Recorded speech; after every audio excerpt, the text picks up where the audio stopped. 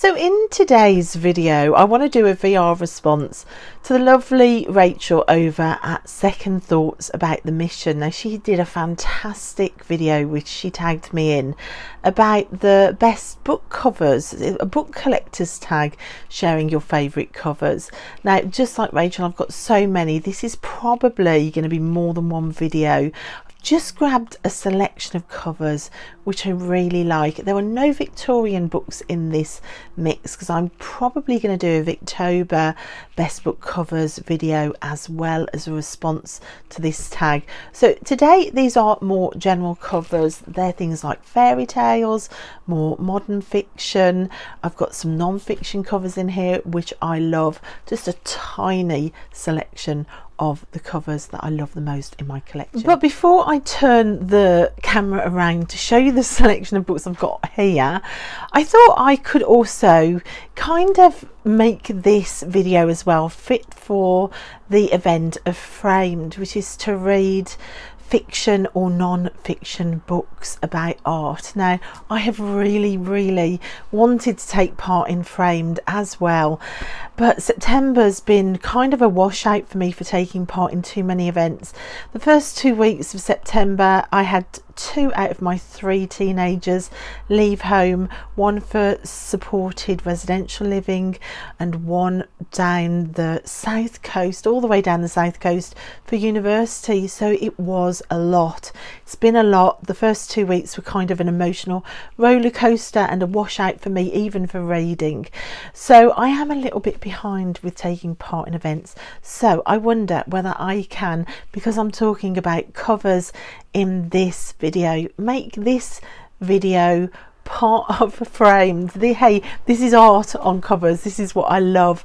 I am also going to show you the 4 books I did put aside for Framed, which I haven't got to yet, all of which I love the covers for.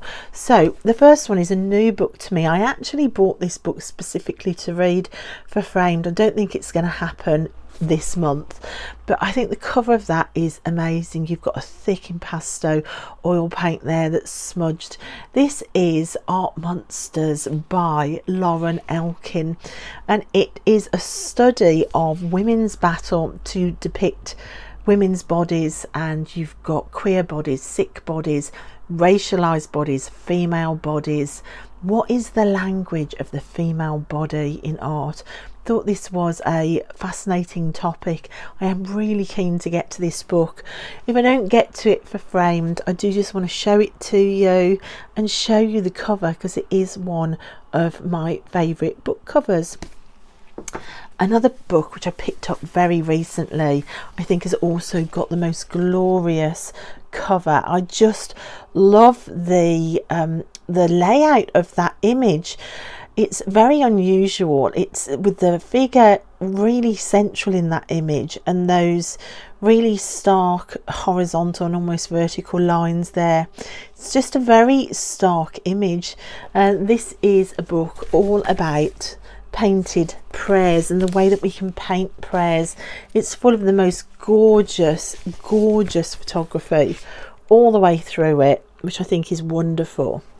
It is a book that I was hoping to get to in Framed, but for now, if I only get to show you the cover, then I will make do with that.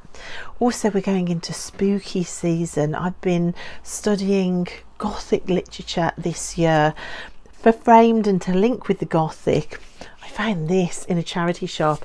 How fantastic is this book? So this is Alistair Drury Weird Tales, which was a publication, and this book is full of the covers of that magazine Weird Tales.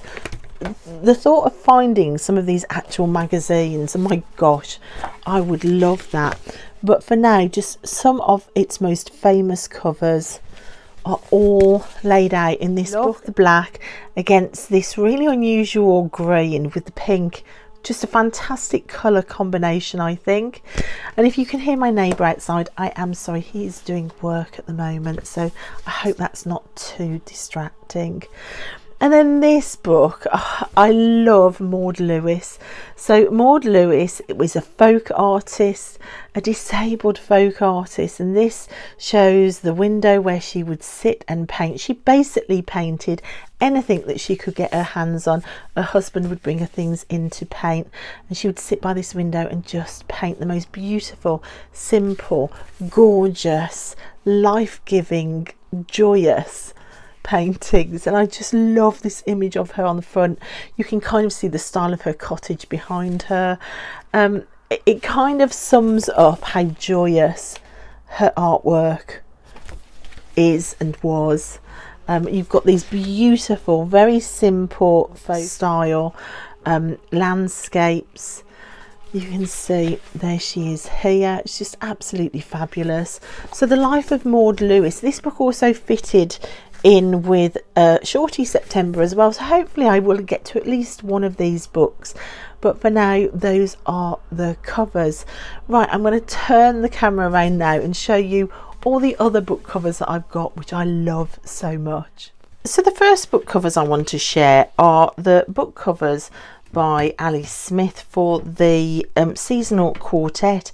I love these books. So far I've only read the spring book. I wanted to get to the summer book in summer, but I never got round to it.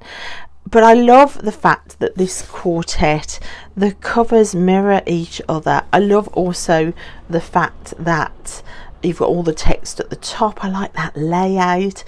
It also reminds me of a lane that I go walking on, which isn't far from me, which really looks like this as you step onto the lane. And I love that idea of like we're walking along the same lane. It's like that journey, a journey through the seasons, a turning of the wheel. It's got that kind of journey element to it, and I love that. So for modern covers, I really like this quartet of covers. Another book that I read this year with a book cover that I love, this was all the way back in January. I read Hannah Whitton's For the Wolf. I just think this limited colour palette on this book cover is beautiful. So I think it's made me realise that use of colour, especially for a limited colour palette, can really make for a really striking cover. I also have For the Throne, which I've still got to read. This is a duology, but again you see a similar thing. You see that limited colour palette. I just think these are truly stunning covers. I really do. And in a similar vein, I was near my fairy tale shelf getting these two books down, and I noticed that actually there are quite a few of the fairy tale covers that I love. So another one that I read at the start of the year, The Wolf Wilder by Catherine Rundle. Again, limited colour palette. I think anything to do with Little Red Riding Hood, it does lend itself so beautifully with the red cloak to that importance of a standout colour. We see it again on another book cover that I love, The Complete Fairy Tales of Charles Perrault. Charles Perrault, of course, was the first person to really record the fairy tale of Little Red Riding Hood. Very, very sinister.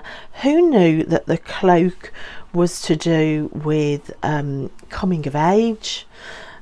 And the red of blood, who knew that? I do now. There are some things about fairy tales that when you start delving deep into it, you kind of wish you didn't know about so much.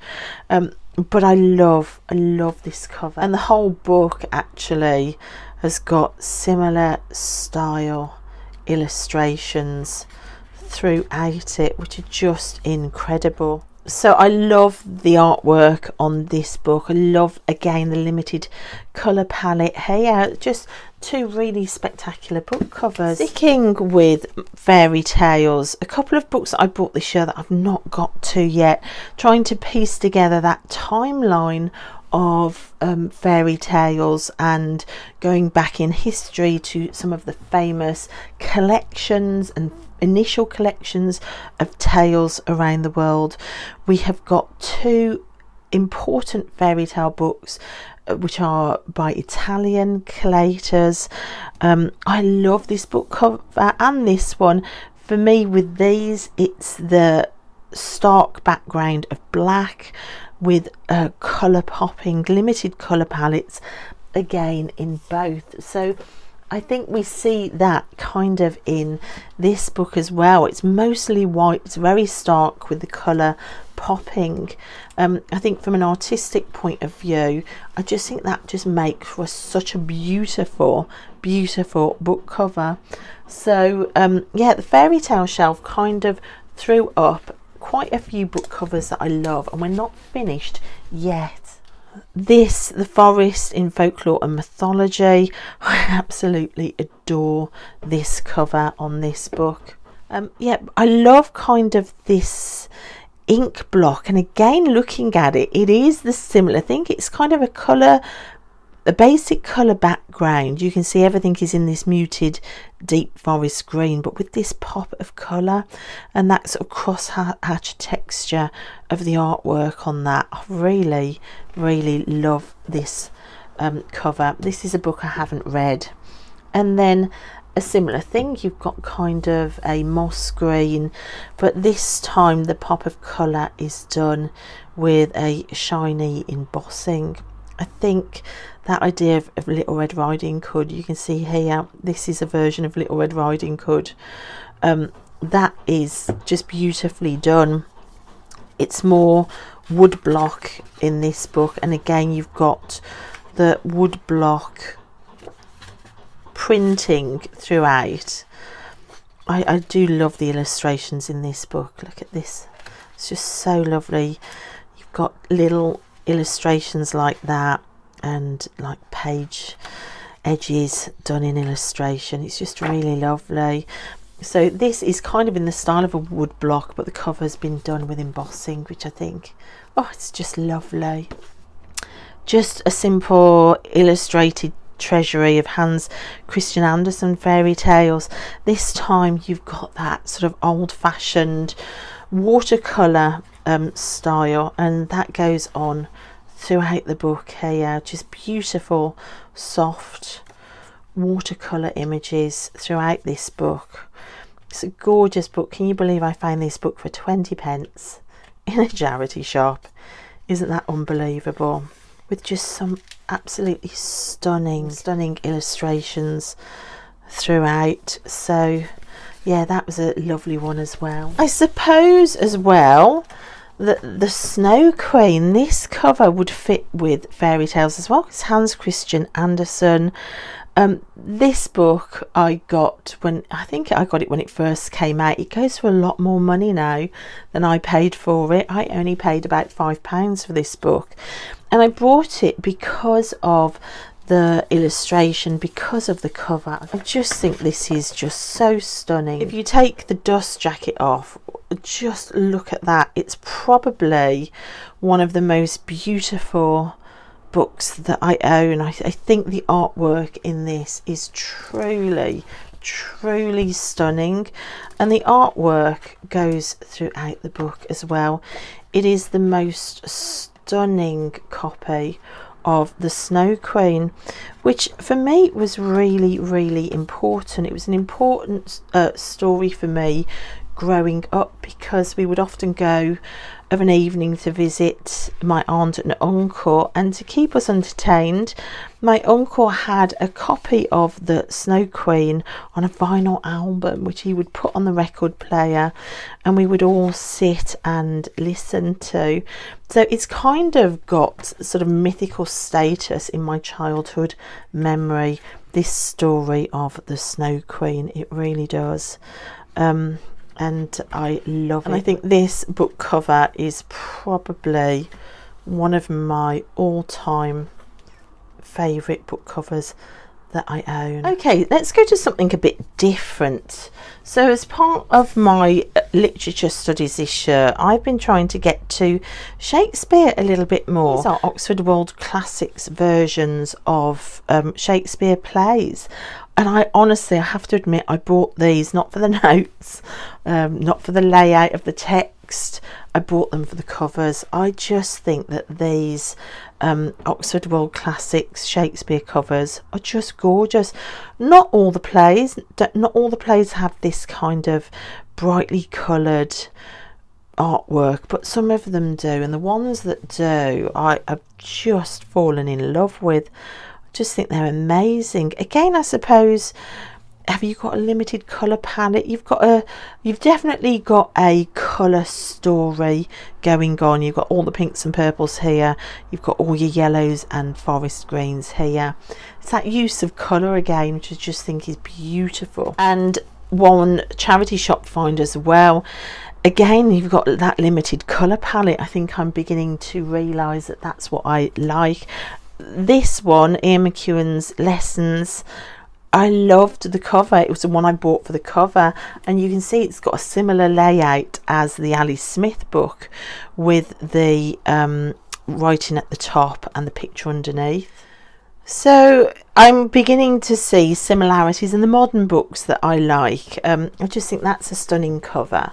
But then I'm also really attracted to kitsch. I mean, look at this cover. This is definitely a book that I bought from a charity shop because of the cover. The Case of the Negligent Nymph by Stanley Gardner. It's a Perry Mason story. Earl Stanley Gardner. Yeah, it says it was $3.50, but it wasn't. It was 30p. I just really love that super kitsch cover. And another one as well by Kingsley Amis, The Riverside Villas Murder. I'm not really into mystery.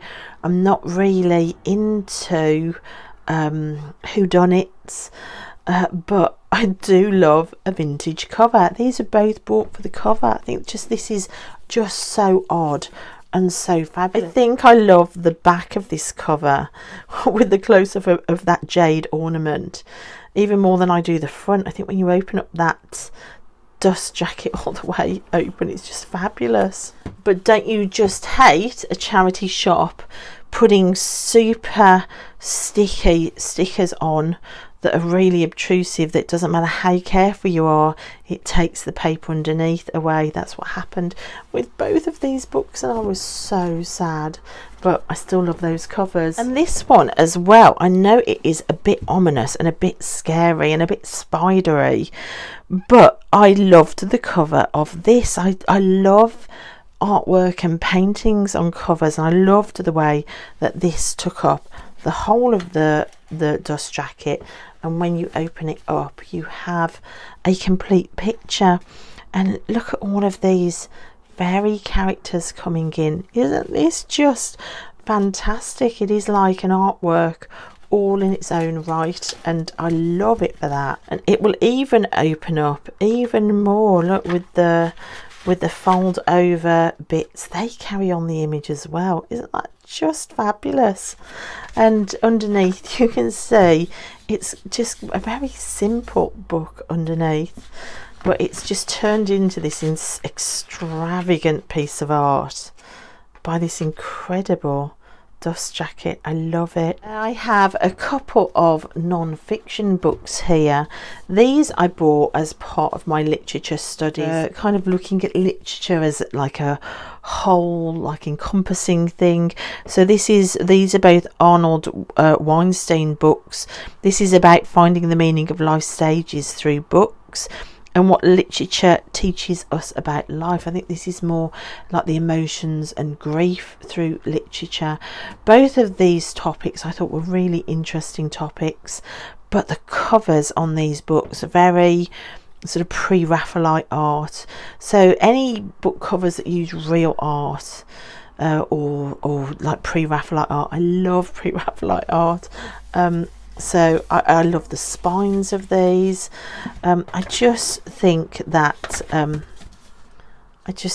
both of these books are just really nicely done. Love this image on this one as well. So yeah, real art. Give me real art on a cover. This cover I love as well.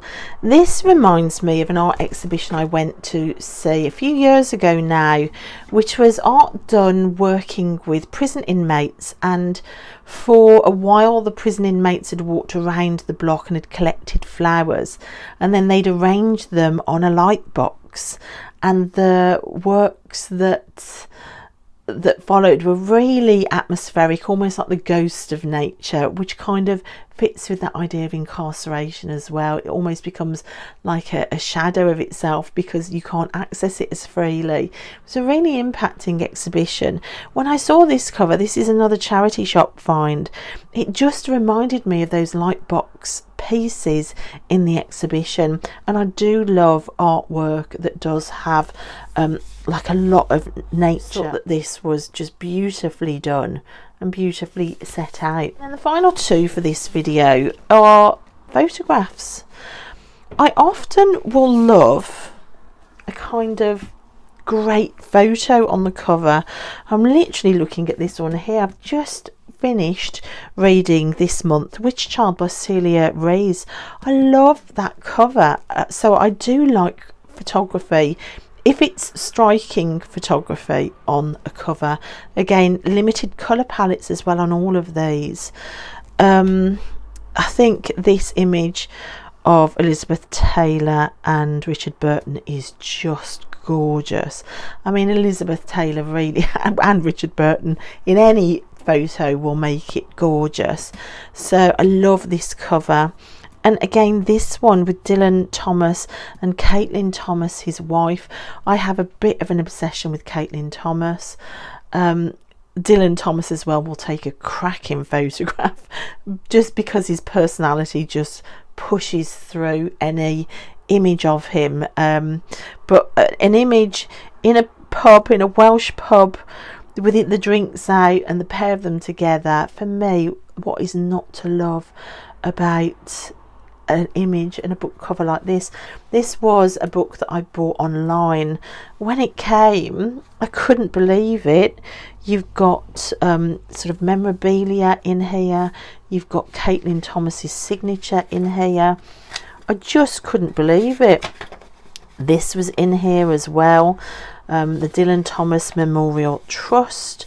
So it was obviously a book from somebody really connected with Dylan and Caitlin, and I just loved it. It was such a nice surprise to get a signed book from a second-hand bookseller online who obviously hadn't told me it was signed, so I was blown away by that. So I do love both of these covers too.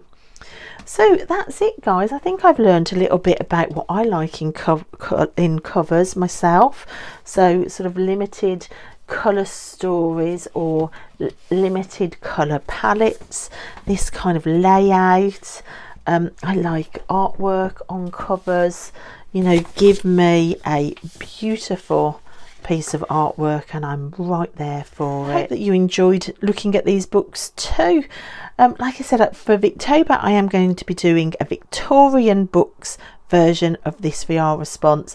I'm going to leave all of Rachel's links in the description box. She is a fantastic, eclectic, wonderful channel who talks not only about books and reading and her love of books, but she visits museums, she talks about her love of art, she talks about her love of tarot and oracle. She's amazing. She's just a fantastic person. So do go and say hi to Rachel as well. And of course, also in the description box, I will put all the hosts and co-hosts of Framed in September, where you just read art books, visit art, make art. Those are the prompts.